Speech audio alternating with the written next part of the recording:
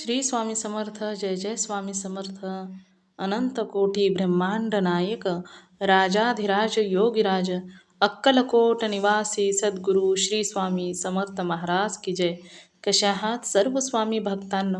तुम्ही सदैव आनंदी राहा हीच स्वामींच्या चरणी प्रार्थना.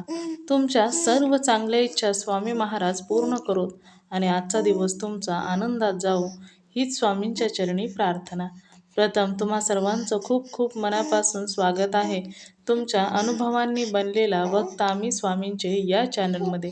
मी शुभांगी पोळ तुम्हा सर्वांचं स्वागत करते श्री स्वामी समर्थांच्या सत्य अनुभवांमध्ये. आजचा अनुभव देखील तेवढाच गोड आणि सुंदर आहे.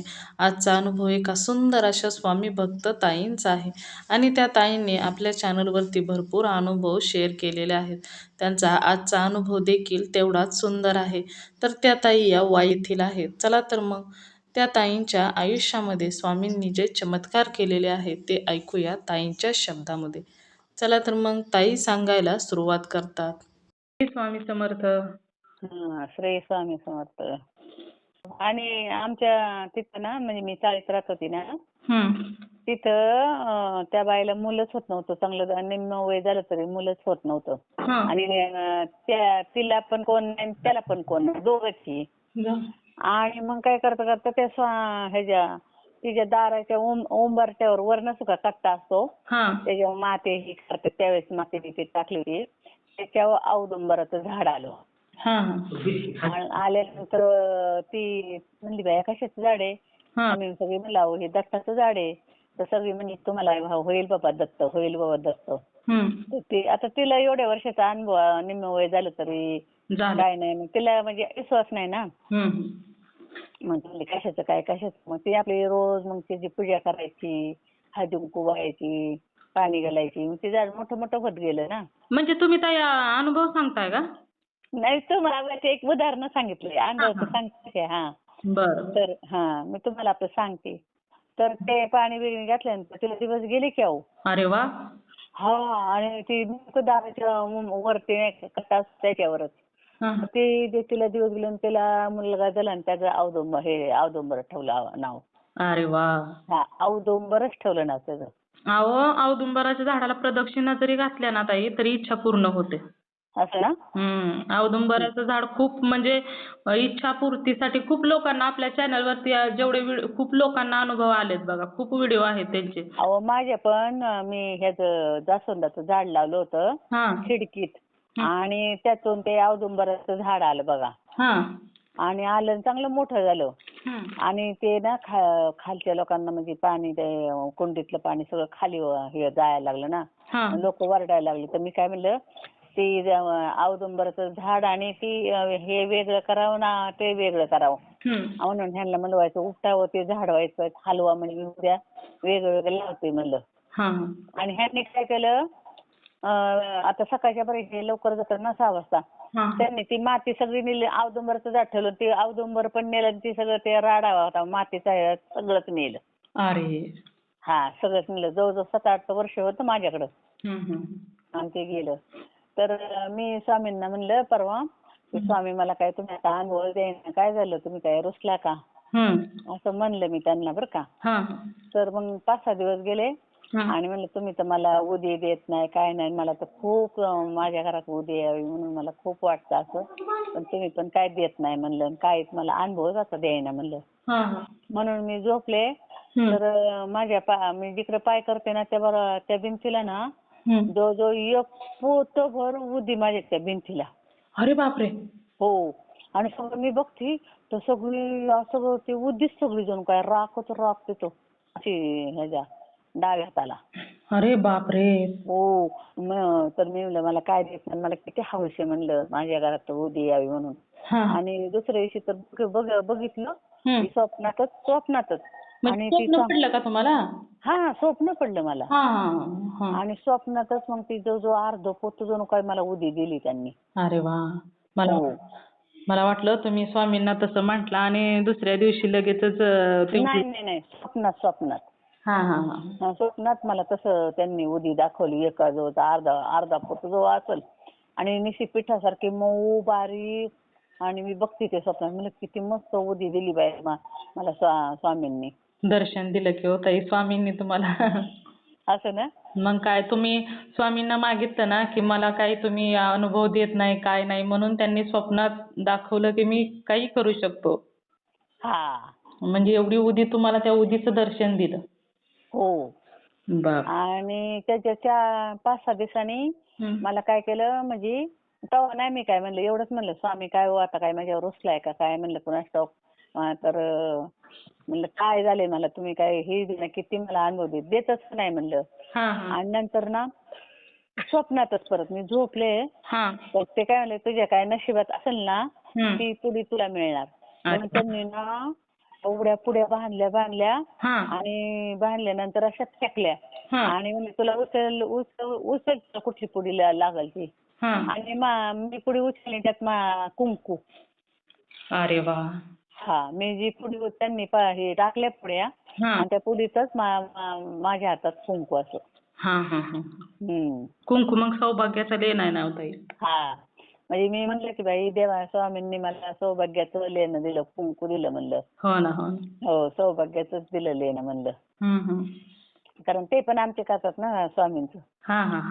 तर म्हणलं स्वामींनी मला कुंकू दिलं मी उचकाटली पुडी तर त्यात कुंकू.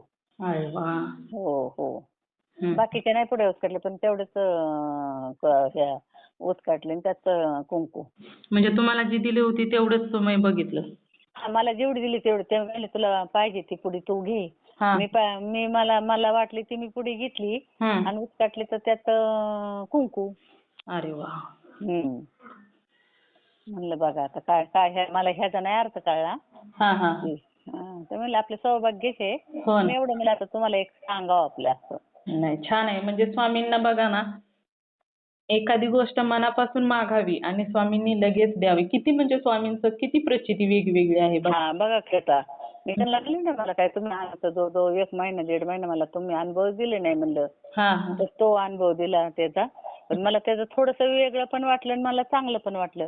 एवढी ही कसं काय म्हणजे थोडं वेगळं पण वाटलं म्हणलं कशी काय राख अशी विभूती एवढी आणि मऊ निशी चाळल्यासारखी मस्त म्हणली त्या भिंतीला अशी. आणि ही पण स्वामी म्हणतात घे मी बांधलेल्या पुढे आहेत ना तुला लागेल ती पुढे घे. मी नेमकी कुंकाचीच कशी काय मला आली. म्हणजे स्वामींच्या इच्छेशिवाय काही होत नाही ना ताई आणि स्वामींची इच्छा असेल की त्याच्यामुळेच मी ती कुंकाची पुडी उचलली. असं तेवढेच दोन आता काय अनुभव आलेच नाही ना म्हणून मी आपलं म्हणलं बघा काय.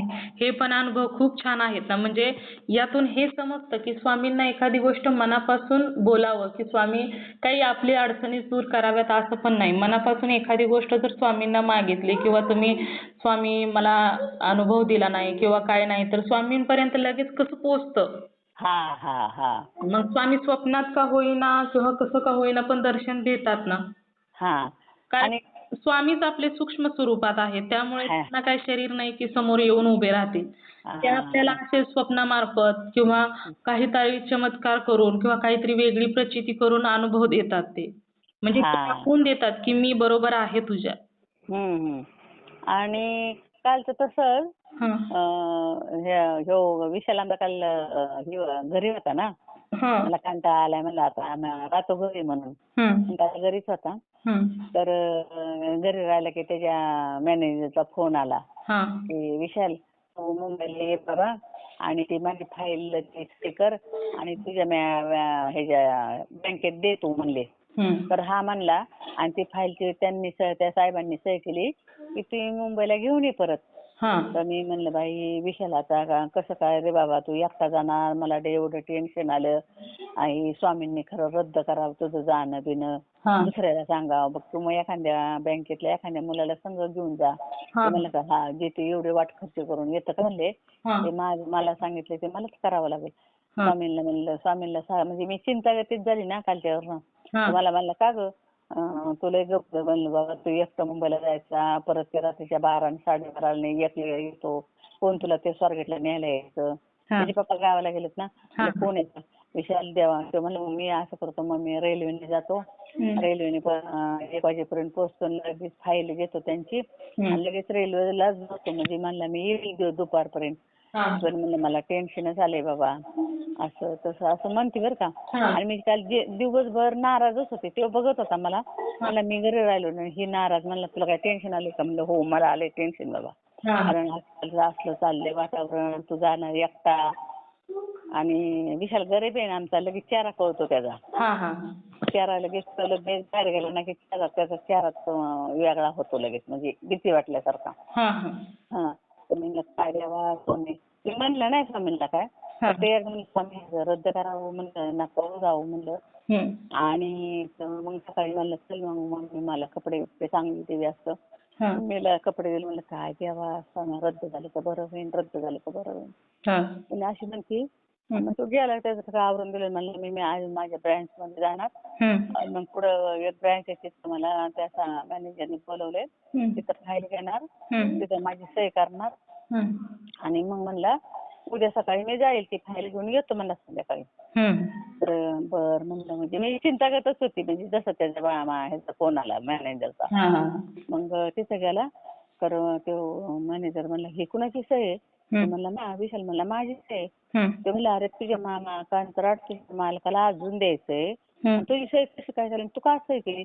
तर म्हणले आमच्या मालकाने सांगितलं इथं सही करून ती फाईल मुंबईला घेऊन ये. ते म्हणले ते मॅनेजर विशालला वरडला, असला कसला तो मॅनेजर म्हणला, महत्वाचे कागदपत्र ते त्यांना तुम्हाला कंत्राट अजून 3 का 4 वर्षाचं जास्त द्यायचंय म्हणले, आणि तुझी सही चालते का म्हणले. मग विशाल म्हणला मग मी करू का त्या मॅनेजरला फोन? म्हणलं कर, नाही तर ठेव बाबा तुझ्या म्हणण्यावर. आणि मग विशालने काय केलं, त्या मालकाला फोन लावला. ते म्हणले मी सही माझी केलेली आहे, पण ते काय म्हणले तुझ्या त्या मॅनेजरची सही पाहिजे, तुझी नाही चालली पाहिजे, मला कंत्राट असलं पाहिजे, असलं तर घेण्याचं इथंच ठेव फाईल म्हणले. मग विशाल म्हणलं त्याला तुम्ही मुंबईला उद्या तुमची गाडी घेऊन इथं माझ्या ब्रँचला या, इथं विमाननगरला. मग तुम्हाला घेऊन, त्यांना मुंबईचं काय पुण्याचं काय माहित नाही ना, तर मी मग त्या ब्रँच मध्ये तुम्हाला घेऊन या, तुमची सही झाली की ती फाईल तुम्हाला मिळेल आणि तुम्ही मुंबईला घेऊन जा. बघा स्वामींनी एवढं काम केलं. अरे वा. बघितलं ना. तुमची इच्छा होती ना त्याला एकला नको म्हणून, भीती वाटत होती ना तुम्हाला. सारखे म्हणलं हे जे पप्पा जरी त्याचे पप्पा आले होते, आम्ही दोघं जायचो त्याला आणायला. त्याची बायको होती तर आम्ही जायचं ना मुंबईला, 12, 1, 2 वाजता तो तिकडून वाजता ना एसटी, की आम्ही त्याला आणायला जायचो. मग 5-4 वाजता यायचं तर आम्ही आणायला जायचो. त्याचे पप्पा नाही घरात, इथं टेन्शन, पोरग एकटं चाललंय, एकटं आलंय. हो ना, हो. तर ती फाईल घ्यायची, फाईल किती महत्वाची असते, आता त्या फाईलमध्ये काय काय न असतं नाही का. हो ना, हो. आणि तो म्हणतो काय मला फिरायला जायचं होतं, तर म्हणलं असं फिरणं बाबा, लोकांची फाईल घेऊन कशाला फिरायचं बाबा, त्याने घेतली काय बिडली त्या फाईल मध्ये तुझी जबाबदारी आहे ना म्हणलं ती. हो ना, हो. तर मग गप बसला. पण मी काल त्यावर नाराज होतो, त्या बाबा मॅनेजर मध्ये ही सही तुझी असली तुझी नाही चालणार, तुझी त्याला बोलव म्हणले. म्हणजे त्याला बोल कसं का होईना पण स्वामींनी तुम्हाला त्यातून बाहेर काढलं. तुमची काढलं स्वामींना म्हणलं ना थँक्यू स्वामी थँक्यू. हे म्हणतो तुझे वडील लगेच साथ दिली तुला. म्हणलं हो दिली ना बाबा. लागली हसायला म्हणले लागली बाबा माझे पप्पा असल्यामुळे मला काळजी नाही बाबा. पप्पा पण गेले असते म्हणले, पण ती फाईल ती किती महत्वाची असते. हो ना, हो. आता अजित पवारांनी बघितलं ना, विमानातून फाईल फेकली ती सापडली ना कुणाला ती. हो हो हो.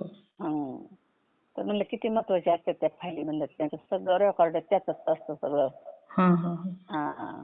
तर मग जेव्हा पण मला एक अनुभव आला की किती मस्त बाबा स्वामींनी माझं काम केलं. एवढं तर काय म्हणलं नव्हतं, पण जसं झालं तशी मी नाराजच होते. स्वामींना नाही ना तुम्ही नाराज असलेलं आवडलं ताई. काल मी दिवसभर गप होते. तो म्हणे गप्प मी काय जायला नाही येईल, तुला कशाचं टेन्शन आहे, दिवसा येईल दिवसा. अरे मुंबईचं जाणं काय फुकट असतं का? तो तिथं असतो नसतो, सही होईल नाही होईल किती असतं म्हणलं. हो ना. आणि ती महत्वाची फाईल तो घेऊन येणार आहे म्हणलं. हो ना. असं मला टेन्शन होतं एक. मग स्वामींनी तेवढं केलं बाई. स्वामींना काळजी प्रत्येक भक्तांची. हो. स्वामी सेवेत आल्याशिवाय स्वामींची लीला काय आहे हे समजत नाही ना ताई. हो. आणि मला एक त्यांनी ठेवलंय मला. आता म्हणलं मला म्हणला तो पोचला मला फोन केला ना, अगं रद्द झालं जाणं. म्हणलं का रे? नाही म्हणले ती सही काय चालली नाही, त्याच मॅनेजरला इकडं पुण्याला बोलवलंय, आता मी काय जाणार नाही. तर मला लगेच म्हणतो तुझ्या बापाला काय तर तू म्हणली असेल म्हणून रद्द झालं असेल. तुझ्या बापाला काय तर तो प्रत्येक वेळेस मला हा शब्द काढतो. तुझ्या वडिलांना काय तू म्हणली असेल म्हणून रद्द झालं सगळं. असं सारखा म्हणतो मला. प्रत्येक गोष्टीला तर काय झालं ना, बापाला काहीतरी म्हणली असेल म्हणून रद्द झालं. असं म्हणतो. मग काय बरोबर आहे ना त्यांचं पण. हो असं. कारण आधारच तेवढा मोठा आहे ना. आधार आहे बाबा. म्हणजे जे म्हणाल ते होतं बाबा. आता या पोराचं लग्नात काय अजून त्या महिन्यात सांगितलं की योग त्यांनी. मग बघू आता.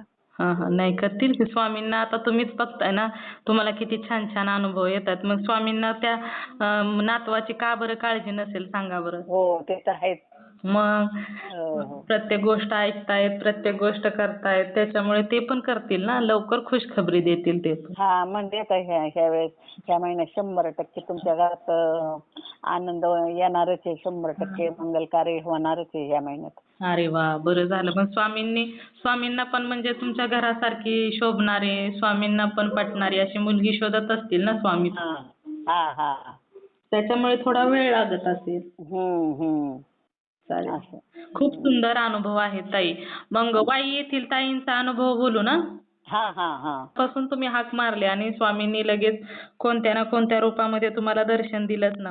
हो. नाही, खूप छान अनुभव. ते मला ह्याच कुंकाचंच लय की स्वामी म्हणले मी पुढे फेकून तुला घ्यायची ती घे तू. आणि मग मला तीच आली बघा. नाही, खूप छान अनुभव आहे. मी शेअर करते ताई. चालेल. चला, श्री स्वामी समर्थ. श्री स्वामी समर्थ. मित्र आणि मैत्रिणींनो, खरोखरच या ताईंचे जे अनुभव होते ते खूप गोड आणि सुंदर होते. स्वामी सेवेत असल्यानंतर असे सुंदर सुंदर अनुभव हे प्रत्येक स्वामी भक्तांना येत असतात.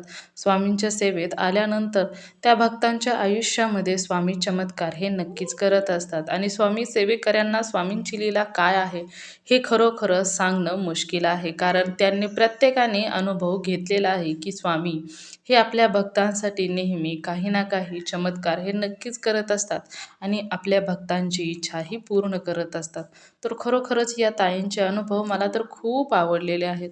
तुम्हा सर्वांना या ताईंचे अनुभव कसे वाटले नक्कीच मला कमेंट करून सांगायचं आहे. त्याचबरोबर श्री स्वामी समर्थ लिहायला देखील विसरायचं नाही. तुम्हाला जर स्वामींचे अनुभव आलेले असतील तर इथे मी तुम्हाला नंबर दिलेला आहे. या नंबरवरती तुम्हाला आलेले स्वामींचे अनुभव हे शेअर करायचे आहेत. कारण जेव्हा तुम्हाला आलेले अनुभव तुम्ही शेअर करता तेव्हा स्वामी तुम्हाला अजून सुंदर सुंदर अनुभव तर देतातच. त्याचबरोबर तुमचे अनुभव ऐकल्यानंतर खूप लोकांना मदत देखील होत असते.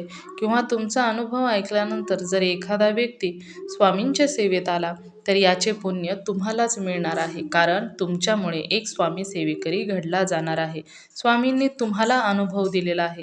आता स्वामींचे कार्य संपलेले आहे. जे काही कार्य आहे ते तुमचे आहे. कारण स्वामी सेवेकरी वाढवण्यासाठी जे स्वामींनी तुम्हाला अनुभव दिले तेच अनुभव पुढे शेअर करायचे आहेत आणि स्वामी सेवेकरी वाढवायचे आहेत. तर तुम्ही सर्वांनी मिळून माझा व्हिडिओ शेवटपर्यंत ऐकला त्याबद्दल मी मनापासून तुम्हा सर्वांची खूप खूप आभारी आहे. पुन्हा भेटूया श्री स्वामी समर्थांच्या अशाच एखाद्या सत्य अनुभवाबरोबर. तोपर्यंत तुम्ही सर्वजण नेहमी सुखी राहा, समाधानी राहा, आनंदी राहा आणि सर्वात महत्त्वाचं म्हणजे श्री स्वामी समर्थांचं नामस्मरण मात्र नेहमी करत राहा. श्री स्वामी समर्थ. जय जय स्वामी समर्थ. धन्यवाद.